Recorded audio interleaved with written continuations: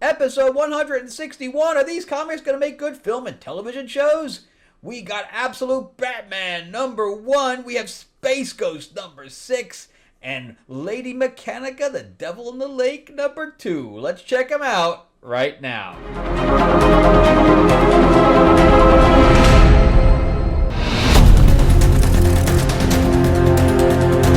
Welcome back to the channel, everyone. Thank you so much for spending time with me as we rant about movies, comic books, and television shows, as well as the occasional board game. I am your host, Frank Zanca. I'm an award-winning screenwriter, novelist, and comic book writer, as well as a filmmaker. Yeah, I had a pretty good meeting today, keeping my fingers crossed. I had one good meeting, one not so good. Yeah, people who asked me to work on deferred, which basically means free, I don't work for free anymore, sorry. Alright, so let's talk about comics, because remember, too, that I got Lords of LA. This is my vampire mob set in 1950s Hollywood. This is my prototype copy. And, yeah, you can see there's a were-panther there, and it's got a lot of blood, sex, and gore. So if you want a copy of it, let me know, because I am going to print. My printer was in Orlando, so I'm waiting for them to get back to me, make sure everything's all good with them. Plus, we launched a week ago now. We got Mythlord's Classic Monsters card game just in time for Halloween. We're about halfway to our funding goal, so jump in there right now if you can and help me out. And yeah, it's lots of fun. It plays 1 to 4 players. It also, has a solo mode. So yeah, and we're hanging out with your friends and play as Dracula, Frankenstein, and all the rest.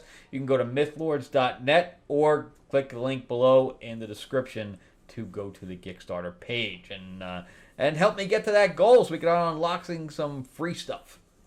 All right, let's talk about Absolute Batman #1. So DC is just trying a whole bunch of ploys because they can't sell enough of their own regular books, I guess. Then again, a lot of them are not written well, so the fault is really theirs. So instead what they're trying to do is all in. They're trying to do this absolute stuff and creating a whole nother universe of redoing characters, and I really don't care. This is not going to work on me at all.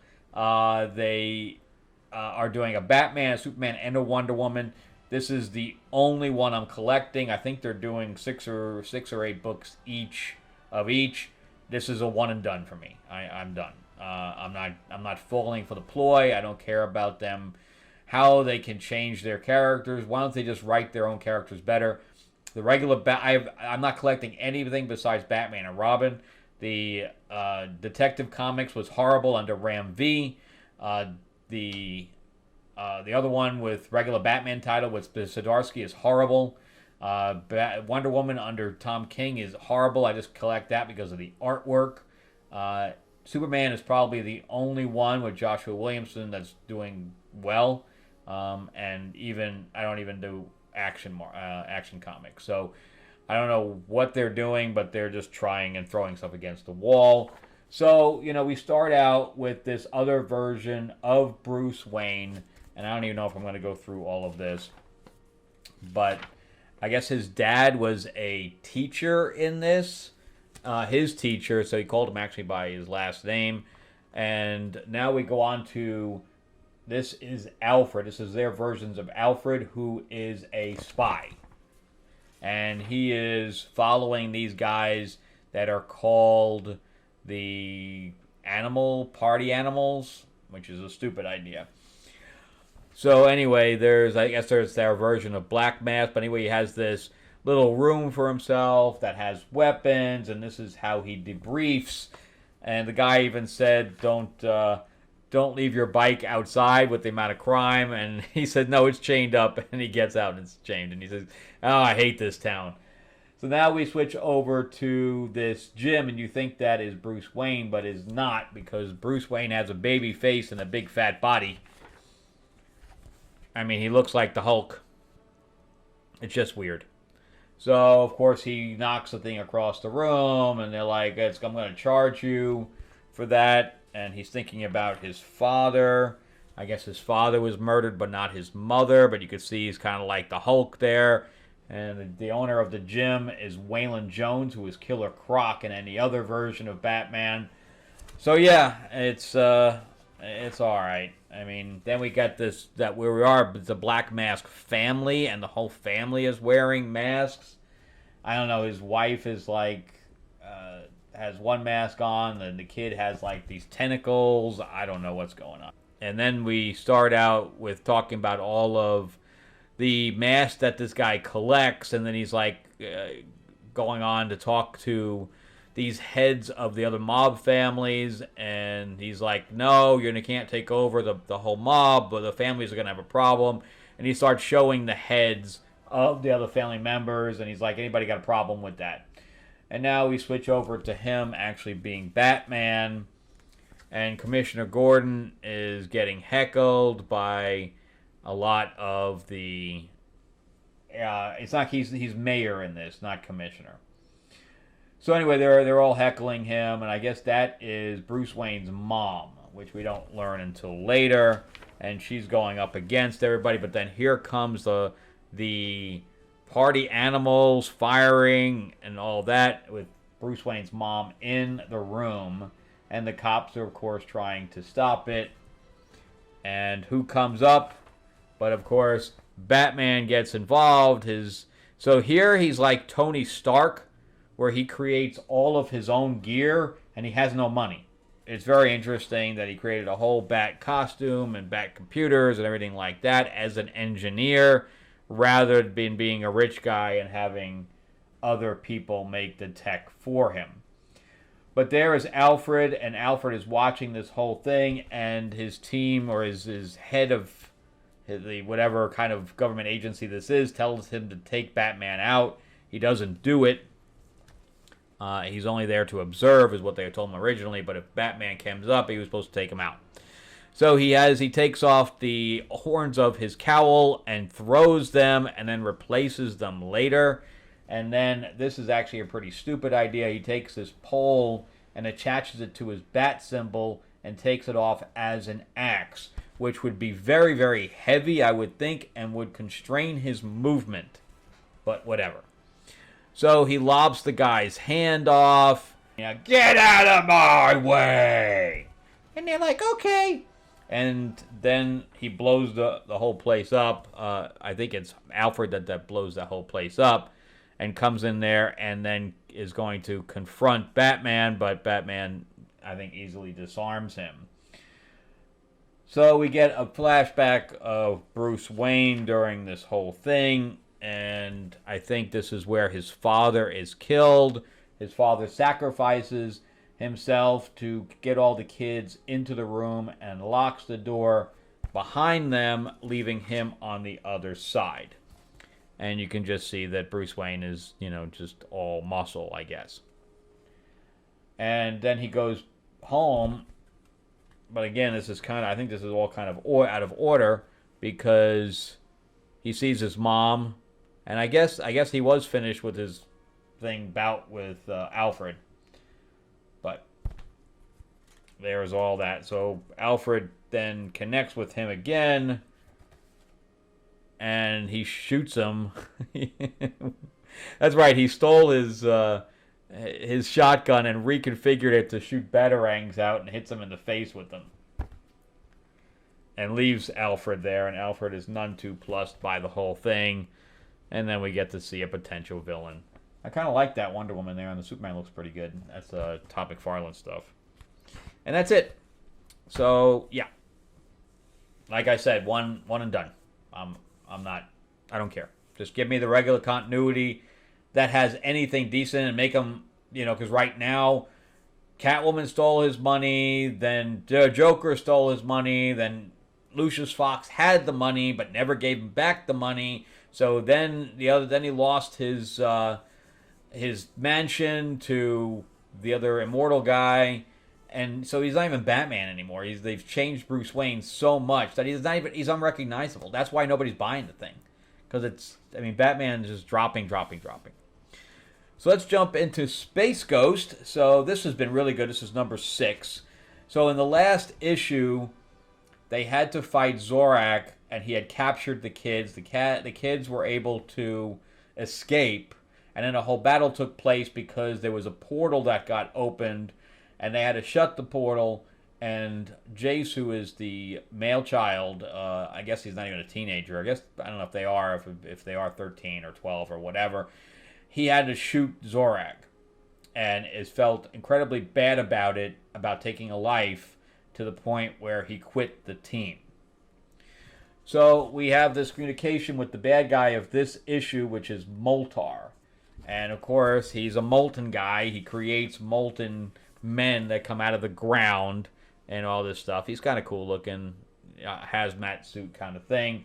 And that's him and Jan fighting, or Space Ghost and Jan fighting against Moltar. Meanwhile, Jace is feeling bad about himself staying back. And he's feeling guilty. He's writing in his journal. Meanwhile, the other two are fighting. And Space Ghost looks really cool in this. It's definitely a lot better. And she tries to make him feel better, but it's not really working. He's just down in the dumps. She even dresses in his cape and cowl to make him laugh, but it's just not working. So they take, he takes her, or she takes him onto the ship and shows him the one they're working on. They're working on an elemental blaster that can fire either heat rays or cold rays or whatever else, and they can't get the modulator to work, so they know he's kind of a engineering genius, and asked him to do it to give at least him something to work on, I think. But he just kind of stomps away. And then we have Moltar, and he's like, I'm tired of Space Ghost getting into my way all the time. He needs to die. He needs to die. So they rocket ship over to where Moltar is just causing more trouble. And there comes his molten men. And Space Ghost attempts to fight.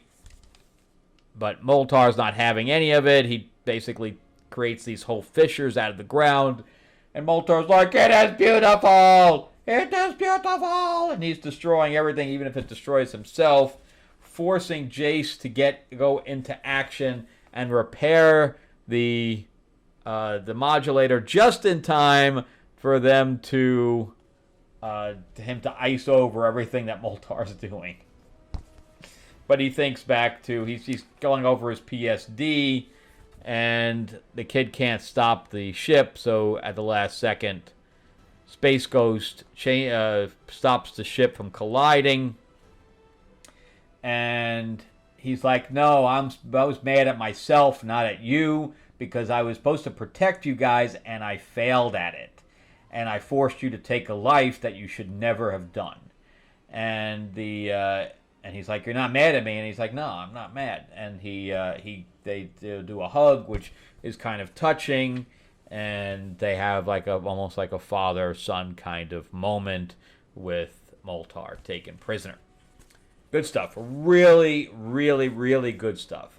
I mean, that's one of the best written books out there right now. It's got action. We got, male toxic masculinity. We got little kids trying to be adults, getting into trouble, going into adventure, and we have the heartfelt side as well. So you really can't go wrong with Space Ghost right now. Papos is doing a really, really good job. All right, so let's jump into Lady Mechanika number 2. So Lady Mechanika is it takes place in like a sci-fi kind of world, but it's still grounded, and she is robotic. Okay, so she has a robot body, kind of like Alita with a T. It's kind of like Alita, where she has human pieces, and then she also has a robotic form. But it's steampunk, so it's all based on steampunk engineering and things to that effect, technology. So she was contracted by the princess of Russia to, and again, this all takes place in not really our world. And it takes place in the past, not like a Victorian age, because that's what's all has to do with steampunk, because it's all kind of Victorian age. So she goes. First of all, she asks a partner if he wants to go, and he doesn't even bother with her because he's still mad at her about his fiancée, her banishing his fiancée because she was like an evil fairy killing him, but he's pissed anyway. But anyway, where she goes, which makes more sense that she would go anyway because she could withstand the cold where he wouldn't. They're going to Siberia. She's got like people taking her around, but a whole group of people have disappeared near the lake, and there's supposed to be a monster in the lake. All right, well, she finds this wolf, and one of the guys wants to kill the baby wolf because the mother died, but instead she takes it, and she ends up fighting with a tiger who knocks her off the cliff along with itself and the baby wolf. So she is basically broken on the side of the thing. I don't know how she survived and the wolf survived, but the tiger didn't. That doesn't make any sense. So she starts to get this flashback of people that have died because of her or she feels responsible for. And then we see this little imp-looking thing messing with her head, and we see this ghost kind of creature above, and we get to see them a little later. I'm not sure why they're going so supernatural with it. It feels a little bit out of place, but the little imp guy just likes to cause trouble. But anyway, these other guys end up picking her up and saving her life and taking her to their cave where they steal her weapons, which she points out several times. And she opens her eyes and like, oh my God, you got red eyes. She's just like, oh, it's just a illness that I had that affect my eyes. Meanwhile, it's because she's a robot for the most part. But everybody at the time thinks that she's a demon or anything like that. And then she's like, no, it's just, and it's not contagious, so don't worry about it. And she says this several times. But anyway, she points out that they have the university thing, and here's like an activist that was put into prison for speaking out. And then she realizes that these are the escaped convicts that she was warned about. But one of the activists explains exactly what's going on and how he got arrested. But then the royal guards that she was with show up, which freaks them out. But they're there just to save her. But instead, because they have her weapons, they pull the weapons, then the guards have to pull their weapons, and then we have a shootout, and one of the guards dies, and one of the other guys dies, and then the activist holds her at gunpoint, which doesn't work out very well for him, because she smacks him in the face. And after smacking him in the face, she kicks him in the stomach. So 2 people died needlessly, and I don't understand why we're getting introduced to all of these characters. We don't need all of these characters. It's just kind of gumming up everything. So meanwhile, the girl's name is Freddie here, and that's her partner, and she's like, why are you feeling bad for yourself? Why are you mad at Lady Mechanika? Really, it was my fault. I wanted to save you, and the fairy was killing you, so it was my idea about how to get rid of her. And he finally realizes that maybe he's been a dick this whole time. So now we switch back to them. They have the guide is lost, and they're going around in circles, but I don't understand why. He's never gotten lost before, but he's getting lost now. And then we find out that it's the imp messing with them, and the little ghost girl on the horse basically says, stop messing with them. So they get to this cabin where they meet this woman whose husband was missing along with everyone else, and this is where the boy of her friends, their son, they were the ones from the university that went missing, and he's like, are you going to find my mommy? And he's like, yeah, I'm going to do my best to find your parents. And they find that the child is drawing all of these things, and he's drawing the imp and everything else, so he's seeing some kind of visions from the lake and all of the other creatures that are kind of running around. So she badges up Lady Mechanika. Again, it's kind of a wasted issue, I think, because we don't learn a whole lot. There's a whole lot of dialogue for no reason. And then, we see the eyes in the lake. But there's so much more story that could have been told here that wasn't. I like it, but I just feel like I was running around in circles with this issue because there was just a whole lot of splaining going on and not a whole lot of story. So let's recap. I do like it. I don't know where the story's going yet. There was two issues in, and really nothing's happened. And I think there's only 4 issues, which means the story is only this big. There are other Lady Mechanika stories that would make a far better film. And then Space Ghost, yes, this would be, all of this is really, really good. And I think a Space Ghost movie with this kind of format would be amazing. I think the kids need to be a little older, but that's about the extent of it. And then Absolute Batman was an absolute waste of time. Because just give me some regular Batman. I don't need this offshoot of Batman. All right, well, that's it for me. Thank you guys so much for watching. I greatly appreciate it. Check out some of my other videos as well. Remember to give me a like, give me a subscribe, give me that thumbs up if you can. And if you can't subscribe, ring that bell ding ding. That would be great. Help me grow the channel out.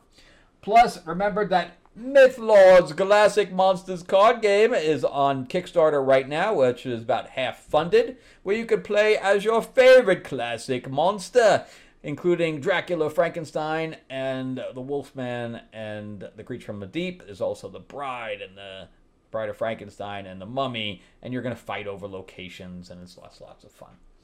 We also have a Dark Oz expansion. It also comes with figures. There's the Witch, and here's Frankenstein, and here's Dracula. Ooh, the lighting on that looks pretty good. So yeah, these all come free with the actual game. So definitely check out the link below or go to mythlords.net. All right, have a great week, everybody. Thank you for watching all the way to the end, and I will see you on the next episode. Thanks again. Bye-bye.